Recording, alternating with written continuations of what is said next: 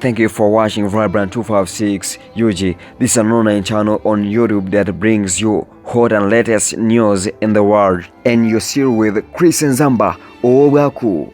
Please subscribe. This week, the world is mourning for the death of Her Majesty Queen Elizabeth II. And I think you need to know who was Queen Elizabeth II. This lady was born on 21st April 1926 and died on 8th September 2022 at the age of 96. And what you have to know, this lady made Britain's longest reigning monarchy after serving for 70 years, because she got power when she was still a youth at the age of 25. It was 6th of February 1952. She was baptized Elizabeth Alexandra Mary Windsor, and her education level is not impressive. Actually, she is not one of the most impressive educated monarchs in the history of England. In fact, she was getting criticism on her education when she was still serving. And she said that the queen herself was educated from home. For her, she never went to school, she was just educated from home. Her Majesty the late Queen Elizabeth II had children, that is Prince Charles III, who is now already the king of UK. And this is the heir of Queen Elizabeth II. And by the way, he had already got all the titles. He's now King Charles III. And we also have Prince Andrew, the Duke of York, and Princess Royal, and others.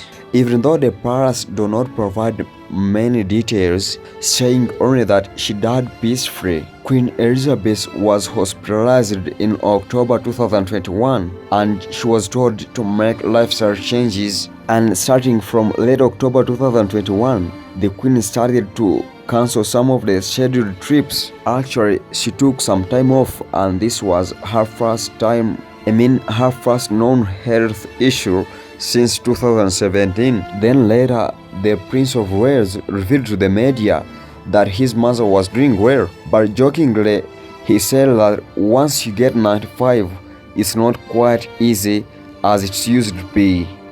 But what you have to know, Buckingham Palace said the Queen contracted COVID-19 in February this year, and she experienced mild cold-like symptoms and continued light duties. But generally this year, the Queen was rarely seen, because between late March and mid-May, the Queen did not attend any public event, and the Queen was just lastly seen on the palace, just waving to the public, standing on the balcony at Buckingham Palace, just with her family, waving to the millions of people who had flocked to see her.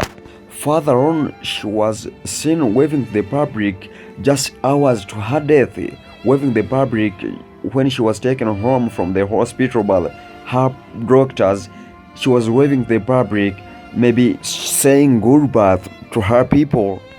But what you have to know, Queen Elizabeth II visited Uganda 2 times.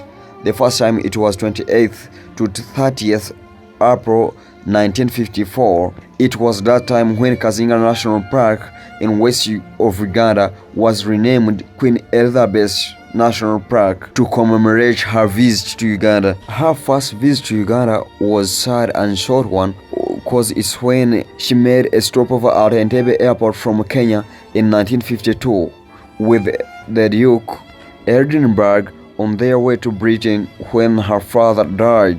Then her second time to Uganda, it was 2007, 23rd of November, that very year, on Commonwealth Heads of Government meetings, CHOGM. And that meeting was made from 23rd to 25th November 2007 in Munyonyo, Kampala. And out of 53 members who were invited, at least 49 came, and it was chaired by President Yoweri Museveni, the President of the Republic of Uganda. And during her visit to Uganda, he visited different places in the country, and actually her presence honored the occasion. And what you have to know, the last CHOGM meeting was held in Rwanda, in the capital Kigali, marking the 25th meeting since the year 1971. Cause this meeting is held every after 2 years, but unfortunately the queen herself did not attend this meeting in Rwanda just because of her health. This meeting, the chief guest was Boris Johnson, the Prime Minister of England. Actually, the former Prime Minister of England, cause he's no longer there. So he was the one who represented the queen, cause the health of the queen had started to shake. But what you have to know, Queen Elizabeth achieved a lot, and one of the things that he achieved is the age, cause Queen Elizabeth set the Guinness World Record as the oldest queen in their history. Her Majesty celebrated her 96th birthday on April 21st this year. Queen Elizabeth beat the previous record, which was held by Queen Victoria, who lived to be 81 years and 244 days old. And another thing is the most serving queen was the last one. Queen Victoria served for 63 years, and this one had served for 7 years. Another thing, Queen Elizabeth II features on most currencies, and she set the most world record for most currencies featuring the same individual, and her likeness graced at least 33 different international currencies, although some countries have removed her later after gaining independence. And another thing is academic, because between the year 1948 to the year 1951, Queen Elizabeth got 4 relevant academic degrees.